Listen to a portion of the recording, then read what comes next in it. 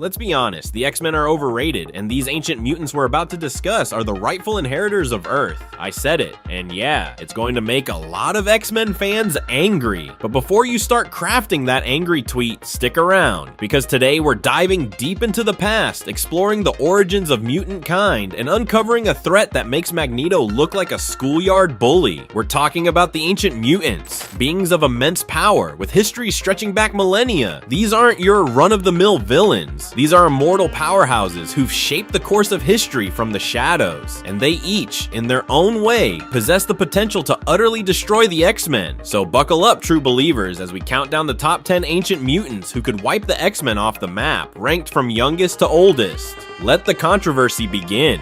Kicking off our list at number 10 is Anathna-Mut, better known as the Sphinx. Now, when we say this guy's ancient, we mean ancient. We're talking older than your grandma's fruitcake, older than dirt, older than, well, you get the idea. He's been around for at least 3,000 years, which means he probably has strong opinions on what real papyrus feels like and thinks hieroglyphic is the superior form of writing, the kids and their cuneiform. Am I right? This guy's got more ties to ancient Egypt than a mummy's linen closet. I wouldn't be surprised if he helped build the pyramids. Probably got workers' comp for a bad back, too. Probably filed a complaint with the foreman. These stones are not ergonomically sound. You know he did, but don't let the age fool you. The Sphinx isn't just some dusty relic collecting cobwebs in a museum. Thanks to the mystical Ka stone, a cosmic artifact that's probably older than he is, this guy's packing some serious power. We're talking superhuman strength that could probably win him a gold medal in the tossing obelisks event at the Olympics, if they had that back then, which, knowing him, he probably started. He can also manipulate energy, which means he can blast you with the force of 1,000 suns, or, you know, just heat up his coffee without a microwave. Convenience is key when you're immortal. He's basically a walking, talking, energy-blasting history lesson. You want to know about ancient Egyptian burial rituals? Ask the Sphinx. Need help translating hieroglyphics?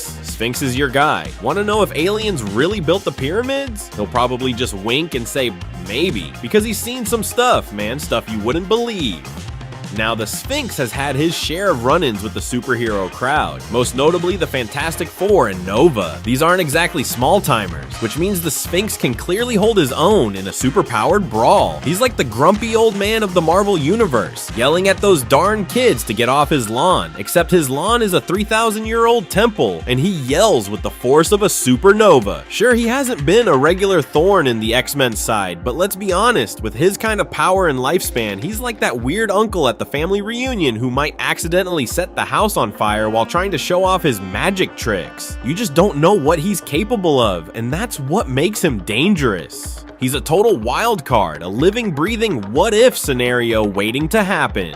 The X-Men might not be on his radar yet, but if he ever decided to take a break from reminiscing about the good old days of pharaohs and plagues, they'd have a serious problem on their hands. He's got the power, the experience, and the potential to be a major headache for anyone, even a team of highly trained mutants. He is not to be trifled with. Sliding into number 9 is Genesis, Apocalypse's ex-wife. Talk about a messy divorce. This lady's been around for 4,000 to 5,000 years, probably spent most of it arguing with Apocalypse over who gets custody of the celestial technology.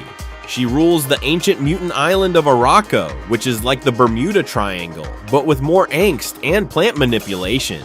Genesis is an Omega-level mutant who can control plant life. She's basically Poison Ivy's great, you get the idea, grandmother, but with a much bigger grudge. If she ever decided to swap her island paradise for world domination, the X-Men would be facing a whole lot of angry trees. And trust me, you haven't lived until you've been smacked by a sentient redwood. Number 8 brings us the enigmatic Forever Man, who's less of a man and more of a, well, a series of men. This guy's like a human version of a save game file, constantly being reborn with all his old memories. He's been kicking around for at least 5,000 years, which means he's probably seen every fashion trend come and go, and come back again.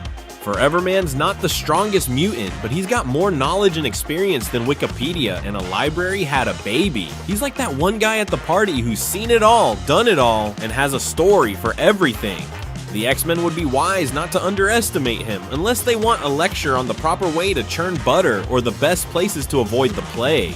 Coming in at number 7 is Exodus, a mutant crusader from the 12th century. This guy probably still thinks doth is a perfectly acceptable verb. Transformed by Apocalypse, Exodus became a true believer in mutant superiority, like Magneto, but with a serious case of Messiah complex. Exodus is packing some serious heat, telepathy, telekinesis, teleportation, the whole psychic enchilada, and his powers are juiced up by his unwavering faith, which is basically like giving a toddler a double espresso and a megaphone. He's a danger to anyone who doesn't subscribe to his Mutants Are the Best newsletter, and that definitely includes the X-Men. At number 6, we have Azazel, Nightcrawler's deadbeat dad. This guy's a real piece of work. He's an ancient extra-dimensional mutant with ties to biblical demons, which probably explains why he's not winning any Father of the Year awards. He probably skips out on child support too. Azazel can teleport, induce fear, and probably knows all the best places to get cheap drinks in the underworld. He's basically a chaotic, teleporting nightmare, and his presence is a guaranteed headache for the X-Men. Plus, family drama? No thanks. Number 5 brings us Saul, an external, which is basically the X-Men universe's version of the Highlander Club. Nobody knows exactly how old this guy is, but it's definitely in the older than dirt category. This guy probably remembers when Pangea was the hottest vacation spot. Saul's got a grab bag of powers, energy blasts, force fields, telepathy. He's like a Swiss Army knife of mutant abilities. He's also cunning and manipulative, which is a dangerous combination when you've lived for thousands of years and have probably seen every trick in the book. He's the kind of guy who would cheat at Monopoly and then claim he invented the game. He is now dead, killed by number 2 on our list. And at number 4, we have another external, Gideon. This guy's so old, he probably remembers when fire was the hot new invention. He's also a ruthless businessman, which means he's probably got offshore accounts in the time stream or something. Gideon can absorb and redirect energy, and he's got superhuman strength, durability, and speed. He's basically a walking, talking battery with a bad attitude. He's fought both with and against the X-Men, making him about as trustworthy as a used car salesman. He is also, you guessed it, dead. Taking the bronze medal at number 3 is Iska the Unbeaten. Her power? She can't lose. Seriously. It's like she has a cheat code for life. She's been around for about 10,000 years, probably winning every game of rock, paper, scissors along the way. Now, she's been an X-Men ally, but let's be real, that's probably just because they're the winning team right now. If the X-Men ever start losing, Iska would probably switch sides faster than you can say mutant registration. Facing her is basically like playing a game where the other person has already declared themselves the winner. Where's the fun in that? At number 2, we have Selene, the Black Queen of the Hellfire Club, and the reason why the term cougar was probably invented. This lady's been around for a whopping 17,000 years, and she's not afraid to use her, shall we say, experience to get what she wants. Selene's a psychic vampire who can drain your life force faster than you can say bad decision. She's also a powerful sorceress, which basically makes her the ultimate evil goth girl.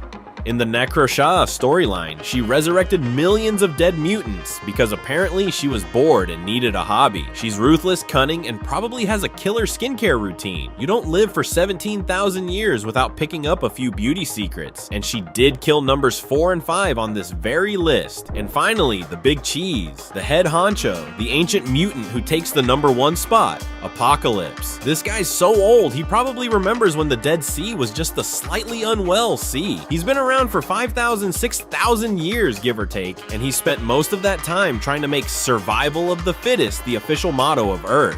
Apocalypse has more powers than a Swiss Army knife factory. He can shapeshift, teleport, shoot energy blasts, control minds. Basically anything you can think of, he can probably do it. And he's immortal, thanks to his fancy Lazarus chamber, which is like a cosmic reset button. The Age of Apocalypse storyline showed us what happens when this guy wins, and let's just say, it's not pretty. He's the ultimate threat to the X-Men, the final boss they might never be able to defeat. Number 10 is Hercules. In the realm of ancient legends, Hercules emerges as the ultimate superhero. Born millennia ago to Zeus and Alcmena, his feats defy imagination. At just 1 year old, he strangled serpents sent by Hera, revealing his immense strength. He joined the Agronauts on their quest for the Golden Fleece, but never abandoned the search for his abducted friend Hylas, even at the cost of parting ways with his crew. Hercules possesses demigod-like powers, which includes immunity to aging and disease, tirelessness, superhuman strength and agility, and near invulnerability. Mortal wounds can't claim him unless they're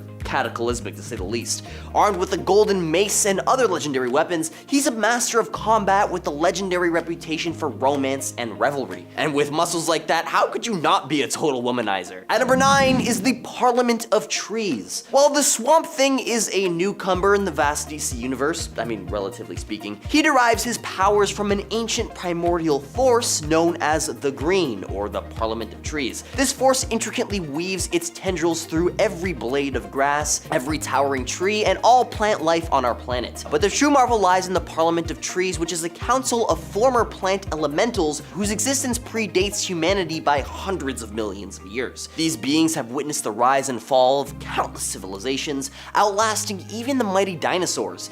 Today they join forces with the Swamp Thing, an earthly avatar, to safeguard the delicate balance of our environment. In this alliance, they prove themselves as ancient superheroes, guardians of a world far older than mankind itself. If you're enjoying this video so far, you could support this channel by pressing like, subscribing to Top 10 Nerd, and ringing that notification bell. I would really appreciate if you did do all those things. At number 8 is Beowulf. Beowulf is a legendary Geatish king who stands as an enduring ancient superhero. His reign spanned 50 years before a dragon, harboring secrets of the Holy Grail, brought his end. James Allison speculated that his heroic tales, including the dragon battle, were imprinted in our collective memory from a past life encounter with a mysterious worm. By the way, if you're wondering, James Allison is some dude whose power is to see his past incarnations. Anyways, these stories were later transformed into an epic poem, albeit with artistic embellishments, solidifying Beowulf's place among legendary heroes. But according to Marvel Comics, Beowulf actually survived his duel against the dragon and somehow managed to live into the modern age when Beowulf resurfaced as an immortal warrior, engaging in a friendly rivalry with Theseus. He even joined a coalition of warriors led by Hercules to confront new gods seeking to overthrow the old pantheon. Beowulf's timeless saga reminds us that some heroes remain eternally captivating. At number 7 is Naboo the Wise, recommended by Rodney Lindsay 849. Thank you very much for commenting this suggestion. Naboo the Wise is an ancient cosmic entity which arrived on Earth eons ago, aligning with the Lords of Order to combat universal chaos. His essence now resides in the Helmet of Fate, empowering those who take on the mantle of Dr. Fate. Which means that Dr. Fate's origins stretch over 10 billion years, rooted in the eternal struggle between the Lords of Order and Chaos. On the world of Celia, they were the first sentient beings, incarnations of magic. At around 3,500 years BCE, one lord, Naboo, descended to Earth advising Egyptian pharaohs. Naboo's powers forged potent artifacts like the Scarab of Khafre, hidden for millennia. His greatest creation, the Amulet of Anubis, became a sanctuary for the Lords of Order. During the Ramses' reign, Naboo served as a royal advisor and encountered the Spectre. He also harnessed nth metal from a crashed starship to create the Claw of Horus. Weakened, he entered into a millennia-long trance, awaiting his return to battle. At number 6 is E-Man, who was suggested by Paul Cooper 3611. Thank you very much. E-Man is a peculiar hero born from the cosmic crucible who exemplifies the enduring allure of unconventional superheroes. Created during a bygone era of comics, he pulsates with a distinct charm. You see, E-Man is born out of pure energy, and as E-Man traversed galaxies, absorbing wisdom from the cosmos, eventually he landed on Earth, where he embraced the guise of Alex Tron, with his insignia being a nod to Einstein's famed equation. In a twist of fate, E-Man met Nova Kane, a dancer and scholar who'd soon join him as a radiant partner. Together they faced cosmic threats with powers that defied physics. Energy blast, shapeshifting, guys, the imagination was unbound here. Yet Nova's powers are ebbed and flowed, a testament to their ever-changing narrative. Their adventures weren't complete without Teddy Q, a koala with surprising intellect. Now, although this comic series was short-lived, E-Man has been touted as one of the funniest superheroes of all time. Now, am I the only one who wants a reboot, but this time with an E-girl at the helm? Just me? At number 5 is Mama Ragan, who was also recommended by Rodney Lindsay 849. Thanks again. In the realm of ancient superheroes, the Wizard, once a thunder god, stands as an unyielding figure. He joined the mystical circle of eternity, and as the Wizard, he punished Earth's transgressors. After Black Adam's devastation, he sought a successor, ultimately choosing Billy Batson. Despite Billy's obviously flawed nature, the wizard saw potential and passed on his powers, creating Shazam, a force of super strength and flight. The wizard's tale illustrates that even in the most ancient of times, new heroes can emerge from unexpected sources. At number 4 are the Eternals. The Eternals were forged by the enigmatic Celestials a million years ago, and they stand as ancient superheroes beyond the grasp of mortality. These extraordinary beings, often lurking in the shadows of humanity, exist to safeguard our very species. With powers beyond comprehension, their mysterious existence is marked by reincarnation, emerging anew after each demise. Following grueling civil wars, the Eternals chose a path of harmony and self-improvement, exemplified by their ability to converge into the formidable Unimind. This collective consciousness showcased their immense potential when united. Spanning epochs, they constructed magnificent cities, including Olympia, their current haven. A peculiar connection with the Olympian gods once saw them as Earth's divine representatives, forging an extraordinary alliance. Yet, turmoil always plagued them, eventually leading to madness and self-destruction. Now resurrected and slowly finding their way back to tranquility, these ancient superheroes persevere to this day. And number 3 is Martian Manhunter. The Martian Manhunter, also known as John Johns, is one of the last living members of the Martian race, and one of the oldest characters in DC Comics. His age is estimated to be north of 225 million years, an unimaginable span considering human lifespans. John Johns only made it to Earth recently thanks to a failed experiment, but he had been living in isolation on Mars for untold eons. A calamity about a million years ago wiped out nearly their entire civilization, leaving him as a solitary sentinel of his kind. His shape-shifting abilities, telepathy, and superhuman strength make him a formidable force, and his longevity adds to his aura of invincibility. At number 2 is Red Sonja. Originating as a supporting character in Conan Barbarian series, Red Sonja swiftly rose to prominence on account of her unwavering resolve and unmatched swordsmanship. With a tragic past as her backdrop, she swore vengeance and embarked on a relentless quest for justice. Marvel Comics chronicled her Avengers until 1986, followed by Dynamite Entertainment's ongoing run. Red Sonja's story underwent transformations, notably in a 2013 reboot, emphasizing empowerment and skill development. Nevertheless, her iconic red hair and distinctive scale mail armor endure as her trademarks, showcasing her formidable presence. Red Sonja's indomitable spirit, exceptional sword skills, and enduring legacy solidify her position among ancient superheroes who are truly unstoppable, etching her name into the annals of legend. And at number 1 is Wonder Woman. Now, Wonder Woman's age is indeed a perplexing matter, much like the enigmatic depths of the multiverse itself. Within the vast tapestry of DC Comics, Diana's age appears to be in constant flux, as if she's a paradoxical embodiment of both youth and antiquity. Her lineage traces back to the mythical realm of Greek gods, suggesting a timeless existence. Yet some narratives attempt to reconcile her age with historical events, placing her birth amidst the ancient Amazonians in 12,000 BC. Now, the cinematic adaptation further complicates matters, proposing a staggering age of 5,000 years. In this kaleidoscope of diverging timelines, Wonder Woman becomes a symbol of agelessness. These characters serve as timeless inspiration, urging us to search for greatness and overcome any obstacle in our path. So, as we conclude this journey, remember that the spirit of these ancient superheroes lives on within us, and we too have the power to be unstoppable in our own unique ways.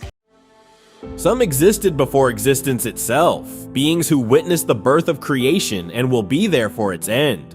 The gods of the fourth world, the angels of the Silver City. Comic book universes are teeming with ancient entities. These beings are not myth, they're reality. Join us as we unravel ancient superheroes more powerful than you think, Part 2. Starting things off with the Endless. A group of 7 immortal beings are as vast and timeless as the universe itself. Their existence transcends both space and time, making them akin to the very fabric of reality. While some readers might perceive them as existing outside the DC multiverse, the acclaimed series Sandman and its associated titles firmly anchor them within the main DC continuity. In In fact, even iconic characters like Superman were shown attending Dream's funeral near the end of the series, underscoring their integral role within the DC universe. Delving into the Age of the Endless is a fascinating endeavor. Destiny, the keeper of all destinies, has existed for as long as anything, as everything is etched in his book. However, the existence of multiple universes, as exemplified by the Fourth World, raises questions about whether Destiny and the Endless predate them. The concept of destiny emerged at the dawn of time, but it's highly likely that destiny existed in some form even before time itself began. Destiny and the Endless are undoubtedly among the oldest forces in the universe, having emerged alongside them. Their existence alongside these ancient powers grants them the top spot in the rankings as the oldest characters in the DC universe. The Endless are not merely ancient, they are eternal. They have witnessed the birth and death of countless universes, and their influence extends far beyond the mortal realm. They are the guardians of dreams, desires, death, destiny, and other fundamental aspects of existence. Their stories are intertwined with the history of the DC universe, and their impact on the multiverse is immeasurable. The One Above All stands as the supreme being in the Marvel universe, an entity so profoundly powerful and enigmatic that it eludes complete comprehension. He is often considered the ultimate creator, the architect of all realities, existing outside the boundaries of time and space as we understand them. His age is immeasurable, predating the very concept of existence itself. To illustrate the sheer scale of his power, consider the Living Tribunal. This cosmic entity, a being of immense power who judges the entirety of the multiverse, is but a servant to the One Above All. The Tribunal, a tripartite being composed of eternity, infinity, and death, maintains balance across countless dimensions. Yet even this godlike figure bows before the One Above All, acknowledging his ultimate authority. Mark Waid, during his influential run on the Fantastic Four, first introduced this omnipotent being to the Marvel Universe. In a moment of metatextual brilliance, the One Above All appeared in the form of Jack Kirby, the legendary artist who co-created the Fantastic Four and shaped the visual landscape of Marvel Comics. This was not just a clever nod to a comics icon, it was a symbolic representation of the One Above All's role as the ultimate creator, mirroring the real-world creation of the Marvel Universe by Kirby and his collaborators. The One Above All, however, is not merely a distant creator. He has, on rare occasions, intervened in the affairs of the multiverse, often in subtle ways that reveal his compassion and understanding. He has offered guidance to lost souls, provided solace to the grieving, and even resurrected heroes when the fate of reality hung in the balance. These instances, though infrequent, highlight his benevolent nature and his profound connection to all living things. Etrigan the Demon, a character whose origins intertwine with the very fabric of the universe. In the celestial realm known as the Silver City, where angels under God's guidance devised the blueprint for the cosmos, Lucifer, the most radiant of them all, learned of the impending arrival of humanity and mortal life. A spark of dissent ignited within Lucifer's heart, leading him to question God's plans and incite a rebellion against his authority. Etrigan, a powerful demon, was among the angels who heeded Lucifer's call, aligning himself with the rebellious forces. The ensuing conflict between the angels and Lucifer's followers was a cataclysmic event, resulting in the expulsion of those who sided with the rebellious leader. Etrigan, along with his fellow rebels, was banished to the depths of hell, where he was transformed into a Rhymer, a figure of immense power within the infernal hierarchy. In the depths of hell, Etrigan's destiny intertwined with that of a human named Jason Blood, a knight who had been summoned to the underworld to confront a demonic threat. A bond formed between the two, granting Jason the ability to transform into Etrigan when he uttered a specific incantation. This symbiotic relationship transformed Etrigan from a mere demon to a hero, a champion of good who fought against evil on Earth. Etrigan's existence as a hero, however, was not without its complexities. While he battled against evil on Earth, he remained a creature of hell, tormented by the souls of the damned. This duality of his nature created an intriguing juxtaposition, where he was both a savior and a monster, a hero and a villain.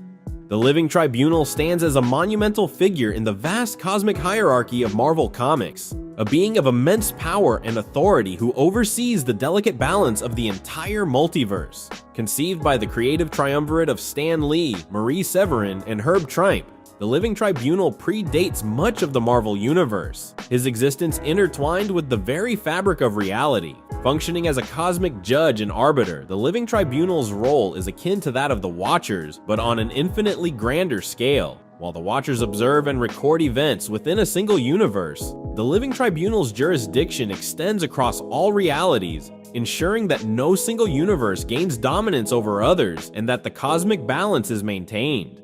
His distinctive three-faced visage, each face representing a different aspect of his being, equity, vengeance, and necessity, reflects his multifaceted role in safeguarding the multiverse. The front face, representing equity, judges with impartiality, while the partially obscured face on the right, vengeance, ensures that transgressions against the cosmic order are met with appropriate consequences. The fully covered face on the left, necessity, embodies the inevitable course of events, even those that may seem harsh or unjust. The Living Tribunal's origins lie in the dawn of creation, his existence predating the formation of stars, galaxies, and even the very concept of time itself. He has witnessed the birth and death of countless universes, the rise and fall of civilizations beyond mortal comprehension. His age, measured in billions of years, is merely a pale reflection of his timeless nature. The Fourth World, a realm beyond the conventional boundaries of time and space within, is home to the New Gods, a pantheon of powerful beings who embody the eternal struggle between good and evil. Created by the legendary Jack Kirby, these characters, including the noble Orion and the escape artist Mr. Miracle, represent the pinnacle of his creative genius. The genesis of the New Gods lies in the destruction of the Third World, a realm inhabited by ancient deities. From the ashes of this cataclysm arose two distinct worlds: New Genesis, a verdant paradise brimming with life and harmony, and Apocalypse, a fiery hellscape ruled by the iron fist of Darkseid. The New Gods, born from these contrasting worlds, inherited the mantle of their predecessors, becoming the new guardians of the cosmos. However, the precise timeline of their emergence remains shrouded in mystery. Are they older than the Presence, the enigmatic entity often regarded as the DC Universe's equivalent of God? Did they precede the angels who dwell in the Silver City? The answers to these questions remain elusive, as the New Gods exist outside the conventional flow of time, making it difficult to pinpoint their exact age.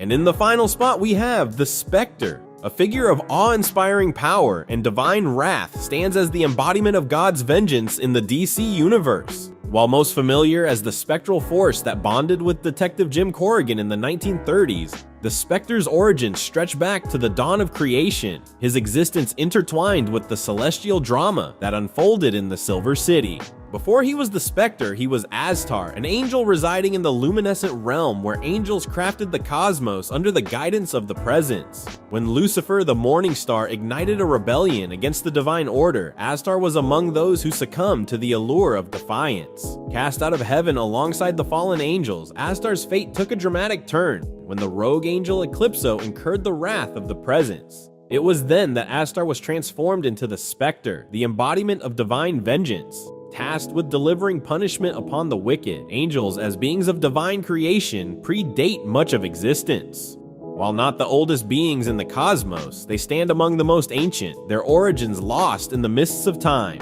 The Spectre, born from this ancient lineage, has been a recurring force in the universe, his presence felt across eons. The Spectre's modus operandi involves merging with a human soul, using their body as a vessel to carry out his divine mission. While Jim Corrigan is perhaps the most well-known of these hosts, he is but one in a long line of individuals who have been bonded with the spirit of vengeance. He is a figure of immense power, yet also one of profound tragedy, forever bound to carry out the will of the Presence, even when it conflicts with his own sense of morality. Just the tears of one hero literally burns evil on contact, and another had a hand in causing the dinosaurs to go extinct. We'll get into all this and more in Ancient Superheroes, more powerful than you think. Starting off with Gabriel Shepherd, the most powerful mutant. Kind of. He is the most powerful of his genre of mutants, which is proto-mutants. This group of people had the gene that eventually evolved into the mutant gene found in the X-Men today. Only a few hundred proto-mutants existed, and big surprise, Gabriel is the last of them. He looked the most human. So, Gabriel allied with the X-Men, but then picked a fight because he discovered that the other proto-mutants had been getting revived to be used as weapons. Gabriel was so mad about this, he literally disappeared into pure energy.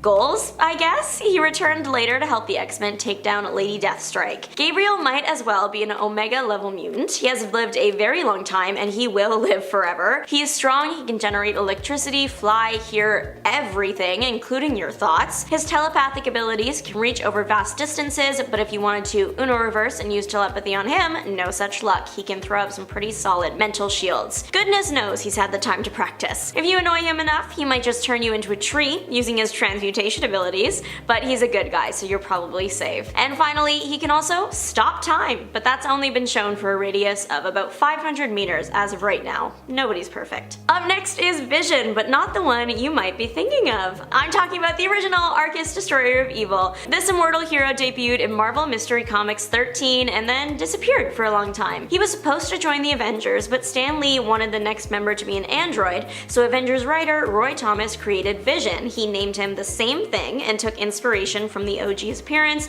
and mysterious backstory, creating the more popular version of Vision that we now know today. The original is making a comeback though, and it's well deserved. This hero is underutilized considering how powerful he is, but that might have to do with an interesting weakness. He can teleport anywhere at all. The only catch is there must be smoke or gas or vapor present. Literally like a magician puffing away in a cloud of smoke. He has powers over gases and things like that. He can use them for transport, but manipulate them and make them solid. But that isn't all he can do. Among the usual enhancements like extreme speed and strength, he's almost impossible to hurt. Nothing can poison him, nothing can seriously pierce his body, he can breathe anywhere. He can also fly, project mental images, make himself appear human, freeze things by touch, and temporarily mind control people. No one knows when this hero was born, but the official Marvel handbook says that he is at least centuries old. Tumazuma, the Native American god of kinship and storytelling, has appeared a few times over the years, and not all of the appearances are considered equal. In some of them, he is the all-powerful, thousands of years old god that can easily lift 25 tons and strike fear into all those he faces, but then in some appearances, he's actually a robot. An oil company built a robot version of the ancient god in order to scare an indigenous group off their land so they could drill for oil. This version of the god shot fire from his hands, concussive beams from his eyes, and can lift up to 100 tons. No matter which version of the character we're looking at,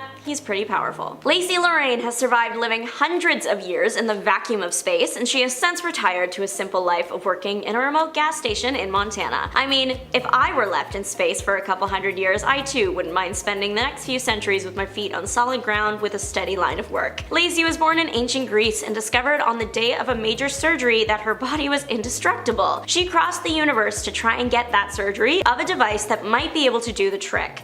The problem was it was guarded by a celestial, and it wasn't until she was blasted with all its force that Lacey and those she traveled with realized the device was already stolen. She spent the next 100 years floating through space until she was rescued, and now she lives the quiet life as a gas station attendant and mechanic with a neat story. Turin's birth was prophesized billions of years before she was born, and when she finally did arrive, she more than delivered. Turin was said to be the designate, the being that would help sentient beings evolve to the next level. She started her hero's journey after meeting Thor. She admired him and decided to become Thor Girl. She got her own hammer, and it is quite similar to Thor's. It helps her fly and fire concentrated energy blasts. As the designate, Turin was immortal and was capable of manipulating cosmic energy. That can manifest in various ways, like energy blasts, or illusions, or shapeshifting, even becoming all-knowing. But she has a pretty unique power. This is directly from Thor Volume 2, Issue 25. If her tears touch evil, unprotected by the Stone of Illumination,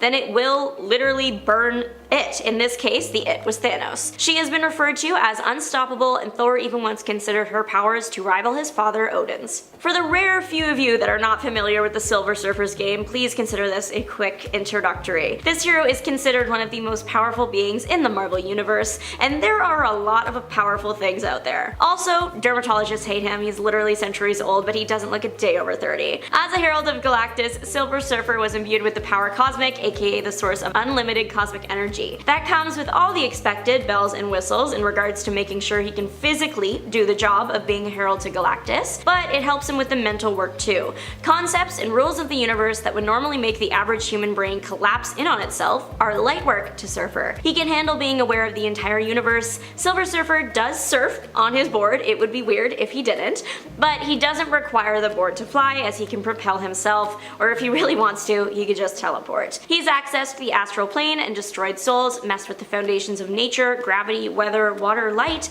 and there is literally so much more. There is a reason the Silver Surfer is a fan favorite character. But time for some Canadian representation. Snowbird, my queen, is an Inuit demigod whose main power is shapeshifting into any animals native to northern Canada, but she can perform many other impressive feats as well. Her other powers include flight, super strength, and the ability to see the past, up to 6 hours. She is skilled in hand-to-hand combat, having been trained by none other than Alberta-born hero Wolverine. This is already so Canadian, but we're about to add even more maple syrup to the mix. Snowbird is the daughter of the goddess of the Northern Lights, an immortal man. She was bound to Canadian land so she could take on a human form to be the voice of gods on Earth. But this means that if she leaves Canada, she gets weaker. Snowbird's day-to-day identity is Anne Mackenzie, an RCMP officer. Snowbird at this point has been released from her earthly tether and is offered a place among the gods, but refuses to go unless her child and husband can come with her. It took some persuasion, but the gods eventually agreed, and we get a rare happily ever after. I mean, it doesn't last forever, but she had it for a little while. Early in the Marvel Earth history, a bunch of gods had turned evil and were being terrible, and eventually, somebody had to put a stop to it all. Enter Atum, the God Eater, son of Gaia, Mother Earth, and the Demiurge, the planet's life force. Atum was brought in to put an end to the gods consuming each other and turning demonic, and he did this by consuming all the evil gods and then turning partially demonic. So like, he kind of did the job, but at what cost? Good thing, the good side of him still had morals and didn't want to let the evil consume him. He flew up into the atmosphere to fix himself up before heading back home to the sun. He got all the evil elder gods except 2, Set and Chthon, but they were banished to other realms, so he did still finish the job. Set and Atum did go head to head again a bit later over the dinosaurs. Gaia had plans to stop sustaining dinosaurs and instead get to work on mammals. Set, who had bonded with the dinos, didn't like that idea and picked a fight. Gaia called in her son to finish it. This massive battle is what, in the Marvel Universe anyways, caused the dinosaurs to go extinct. I love Marvel history, it is so entertaining. Set returns to his dimension and Atum to the sun. The next time he returns to Earth, he takes on a new name, that being Ra, and then eventually Ra the sun god from Egyptian mythology. Our most unique and technically incomplete path to godhood today belongs to Alexander Aaron, son of Ares. His mother was a mortal woman, which would typically make someone a demigod. However, Alexander was born mortal. Ares turned his back on the gods to raise his son normally, much to Zeus's annoyance, as the Olympians needed the war god to help with the impending fight with the Japanese god of evil. To get Ares back, Zeus kidnapped Alexander as leverage, but before Ares could get him back, Alex was kidnapped a second time by none other than the Japanese god of evil. Ares was a major player in the fight after this. Alexander's godly side was awakened when the Japanese god gave him some of his life force to drink. He brainwashed Alexander and hit him against his father. Zeus was able to clear Alexander's brainwashed state, but by that point Alex had already seriously harmed his dad in battle and woke up to Ares at his feet. It was tragic, but luckily Ares is a god, so he was reborn in no time. At this point, with his godhood awakened, Alex is sought out by Nick Fury, and this is when he finds out that he will become the next god of fear. This comes with a pretty cool set of powers. He can tell what everyone's greatest fear is and use his eyes to place that fear in your head. And he can also see the future now, just as like a fun little extra. And finally, the best for last, because I'm a cat person. The Egyptian lion goddess has 2 modes, Hathor, the peaceful, playful goddess of love, and Sekhmet, the violent war goddess. So she might seem all cute and cuddly, but she can and will demolish you. She acted as a warrior to the sun god Ra whenever the people of Egypt would try to rebel against him. Her war goddess side, once unleashed, is pretty hard to control. Once she was unleashed on Egypt and slayed half the population before Ra had to step in, the only way to get her to stop was to trick trick her into drinking large quantities of inebriating drinks that raw dyed red. The hope and successful outcome was that the war goddess would see the red and, thinking it was humans' red, drink herself unconscious, giving her brain time to settle back into the love goddess. Sekhmet is capable of a male form, but it requires a human host. Number 10. The Kaji Da. This little unassuming blue scarab may not look intimidating, but this mystical alien artifact has the potential power to destroy entire planets. Like this one. The Kaji Da was created by an alien race known as the Reach, who were a race of planet conquerors before they came into conflict with the Green Lanterns. The Reach and the Corps drew up a treaty prohibiting the Reach from taking over any more worlds. So instead, the Reach came up with the Scarabs, living weapons genetically engineered by the Reach and programmed to be obedient to them. The plan was to leave a Scarab and its database on an inhabited world, and when that planet reached certain technological milestones, the Scarab would activate and bond to one of the native inhabitants, overriding their personality and making them a Reach infiltrator. Once one Scarab, the Kaji Da, made its way to Earth and specifically ancient Egypt, the Scarab was imbued with mystical energy and came into the possession of the pharaoh at the time, who used its power to help his kingdom prosper. The Scarab was buried alongside the pharaoh, locked away until archaeologist Dan Garrett discovered it, using the Scarab to become the first ever blue beetle. It passed down to Ted Kord and then eventually to Jaime Reyes, to whom it granted its coolest abilities and revealed its true origins. Number 9. The Helmet of Fate. Considering this thing is a helmet, you'd be forgiven for assuming that it's just a piece of armor. Technically, yes, but I think it would be more fair to say that the Helmet of Fate turns its user into the danger by granting them the most powerful magics in the entire DC universe. The helmet itself was created by the wildly powerful sorcerer and Lord of Order known as Nabu, alongside the Amulet of Anubis and the Cloak of Destiny. Combined together, these three things turn the wearer into Dr. Fate, granting them a fraction of Nabu's power. Even if it's just a fraction though, it's basically got a limitless repository of arcane energy. It grants its wearer the knowledge to cast a huge number of spells, the ability to control the elements, and bestows them with cosmic awareness, all of which can be combined to make Dr. Fate, whoever it is, one of the most powerful characters in the DC universe. It does have some caveats though, but we won't talk about that because that's not interesting. Number 8. Mjolnir. The Hammer of Thor is quite possibly one of the most well-known weapons in not only comic books, but in mythology. But I think that's partially due to comic books. Mjolnir was forged out of Uru metal by the legendary dwarven smiths Eitri, Brock, and Buri inside the heart of a dying star. But the chunk of Uru used to create the hammer had also been infused with an unimaginably powerful cosmic storm called the God Tempest by Allfather Odin himself. After about 17 weeks and the explosion of the dying star, the hammer was finally finished. At first, the hammer was so unruly that it couldn't be controlled until Odin placed the enchantment of worthiness upon it, at which point it became the weapon he used up until he took the throne of Asgard. From that point forward, Mjolnir became the tool of Thor. Mjolnir had survived Kang the Conqueror's antimatter screen, heat as extreme as the heart of the sun, and blasts powerful enough to destroy planets. There is also almost nothing except primary adamantium, which is really rare, that is capable of withstanding a full-on blow from Mjolnir. Not even the armor of the Celestials can take it. But of course, whacking things isn't all it's good for. Mjolnir allows its wielder to manipulate the weather, fly at 3 times faster the speed of light,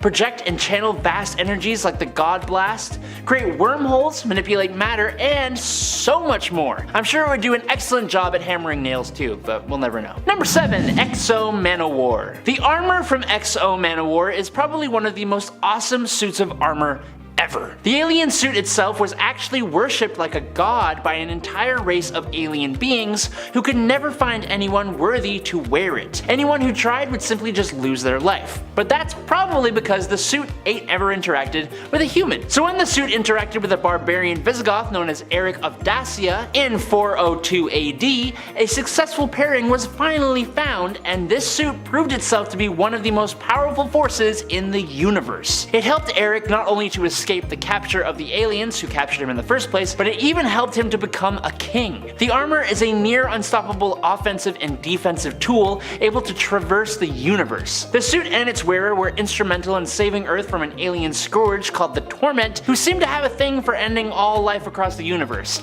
and I'd say that's a pretty cool feat to have. Number 6. The Father Box. Mother Boxes are sentient computers created by a legendary comic book writer Jack Kirby for his Fourth World Saga. To the residents of New Genesis and Apocalypse, they are everyday devices, kinda like cell phones, but their sheer versatility would blow our minds. The boxes are capable of doing a ridiculous number of things. Some of those things include creating teleporting boom tubes, healing the wounded, energy manipulation, controlling other machines and even evolving them, creating force fields, mind control, combining sentient beings into a more powerful one, and allowing someone to breathe in space. But the Father Box is a dark doppelganger of the Mother Box. The Daddy Machine is like a Mother Box but with the dial turned up to 11. Along with sharing all the abilities that a Mother Box has, the Father Box can also access magic and create a silent version of the boom tube called a Hush Tube. Oh, and it contains all of the knowledge the New Gods have ever assembled. Unfortunately, it also turns people evil, so weigh your options there, I guess. Number 5. Sword of Superman. Did you know Superman had a sword? I didn't. That's the end of the point. No, I'm just kidding.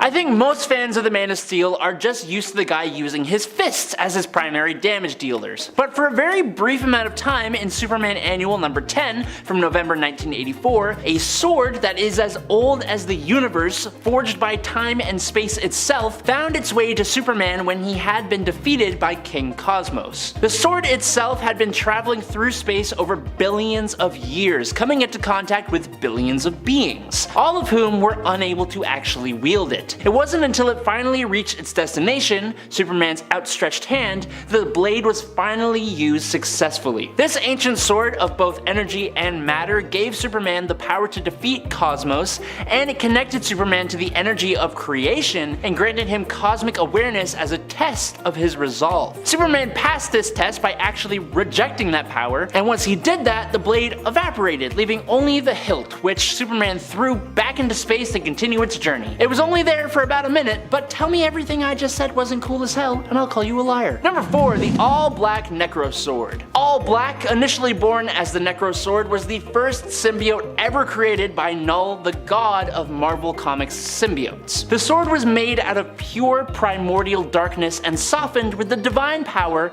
of a slain celestial head. It was basically a sword created from living darkness, and it gives its wielder an exceeding level of power and capability, enough to be able to slay gods. After removing the All-Black away from Null, the alien known as Gore is corrupted by both his hatred of gods and the dark symbiote itself, and he continues the quote butchering of the gods started by Null. Long after Gore's defeat though, in the King Thor timeline, King Thor uses it to stop Galactus from consuming the Earth, but then the All-Black connects to Galactus, who becomes Galactus the World Butcher. When Ego the Living Planet arrives, the All-Black goes to Ego instead and transforms him into Ego the Necroplanet, who then eats Galactus. Then the Ego is destroyed by this timeline's Loki, who takes the All-Black Necrosword and becomes Loki the All-Butcher. This sword needs to chill out, and I need a nap. Number 3. Crimson Gem of Sidorak. The Crimson Gem of Sidorak is a mystical and immensely powerful artifact that serves as the source of power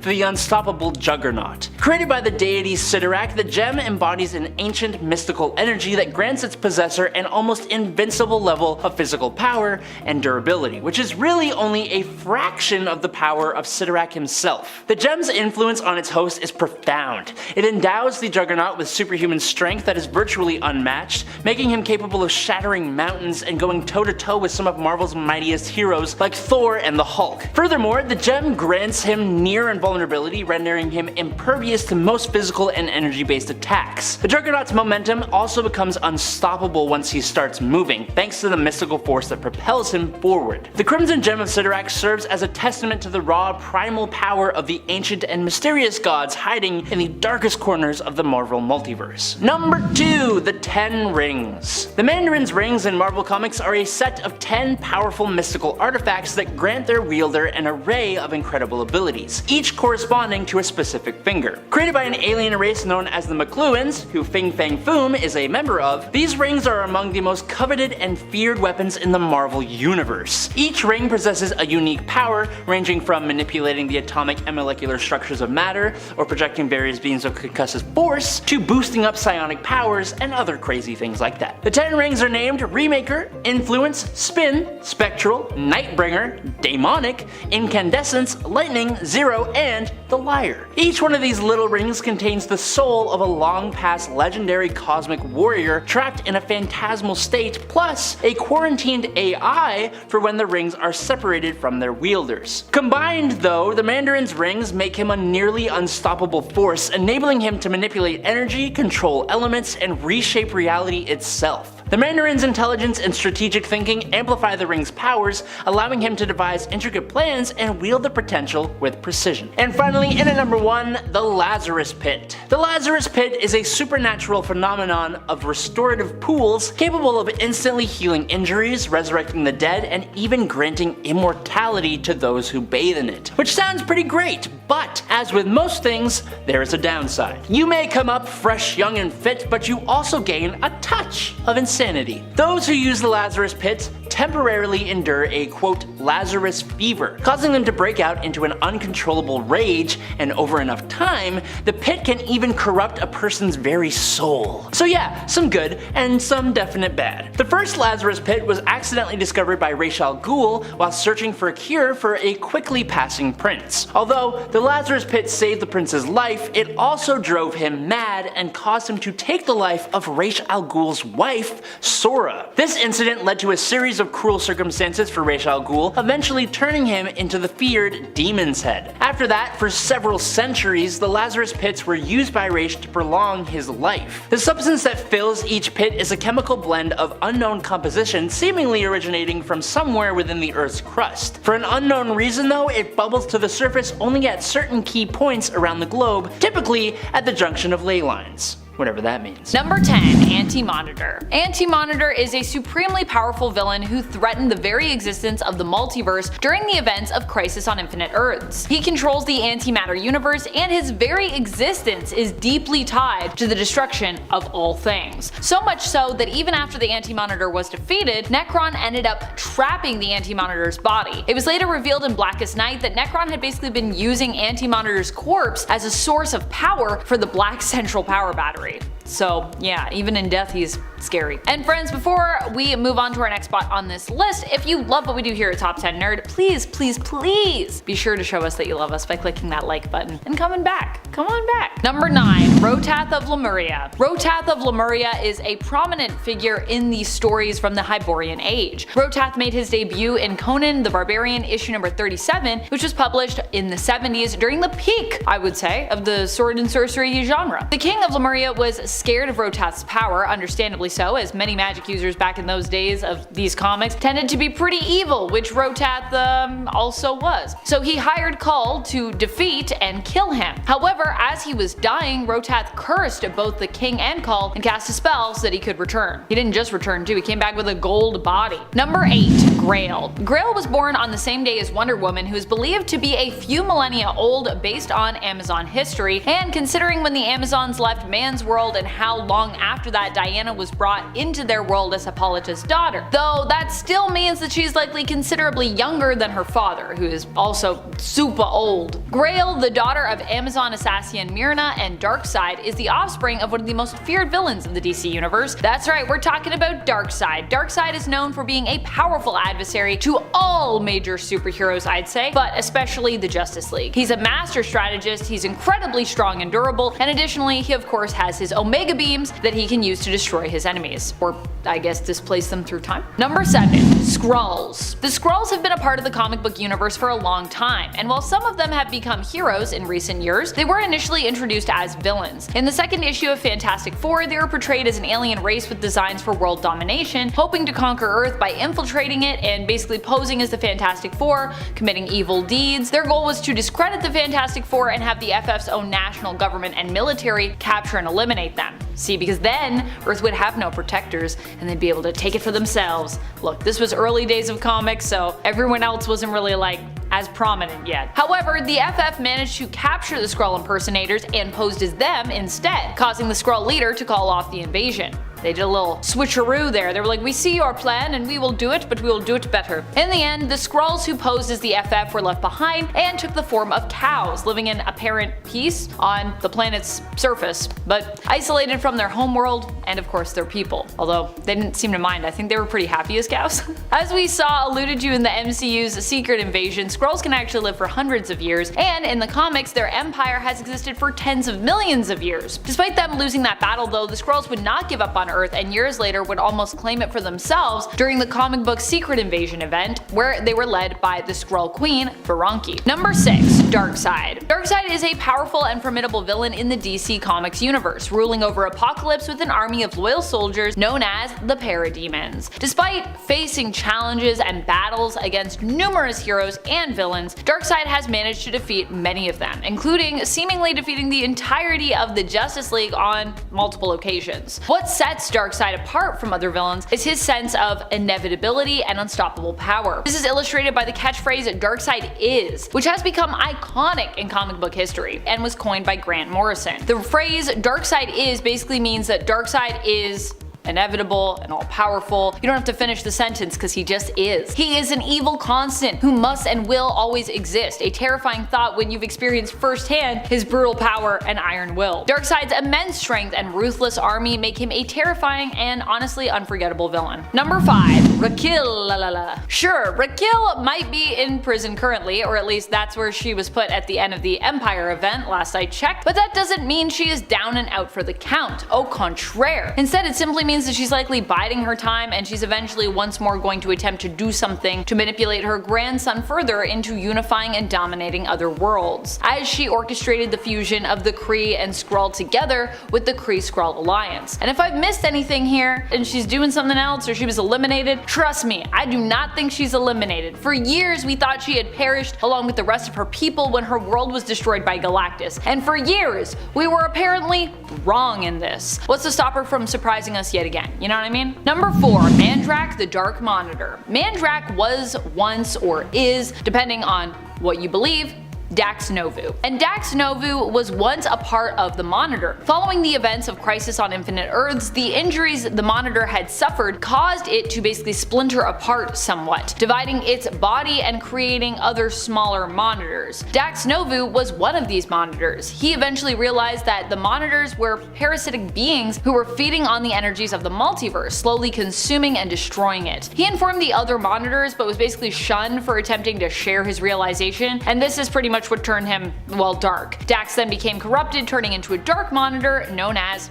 Mandrak. Number 3. Thulsa Doom. Conan, the famous barbarian created by Robert E. Howard, has faced many powerful enemies on his adventures. However, he often finds himself in epic battles against evil sorcerers and wizards, as so many barbarians from that age of comics do. One of his most well-known foes, Thulsa Doom, is a necromancer who uses dark magic to achieve his wicked goals. Thulsa Doom made his first comic book appearance way back in Monsters on the Prowl issue number 16 in terms of the comics. Interestingly, Thulsa Doom was originally created as a villain for Robert E. Howard's other barbarian hero, Kull of Atlantis, who was considered by some to be a more complex and well-rounded character than Conan was. However, Thulsa Doom's appearance as the main antagonist in the 1982 film Conan the Barbarian solidified his place in popular culture as one of Conan's greatest enemies, and so that's how we see him today. Number 2. Apocalypse. There is a whole reality based on the question of what would happen if Apocalypse was basically unable to be stopped. This reality is known as Earth 295, aka the Age of Apocalypse, or AOA if you will. And in this world, apocalypse becomes pretty much inevitable thanks to the early demise of one man, Charles Xavier,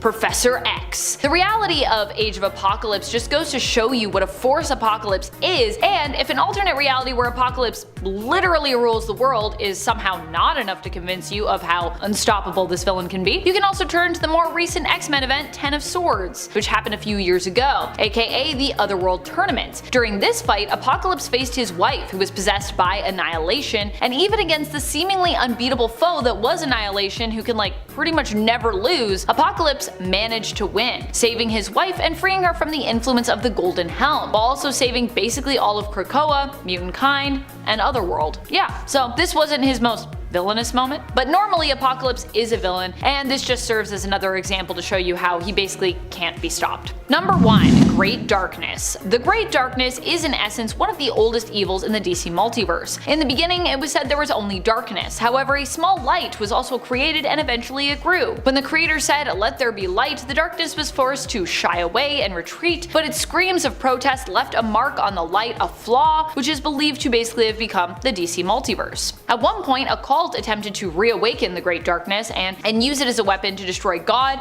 and reshape all of existence. This created a divide, with various beings allying themselves with the Great Darkness, fighting on the side of hell, while others worked to oppose the entity, allying themselves with the side of heaven, the side of light if you will. The Great Darkness has long been tied to the stories of heroes like Swamp Thing and John Constantine, making its first appearance in the Swamp Thing series from 1982.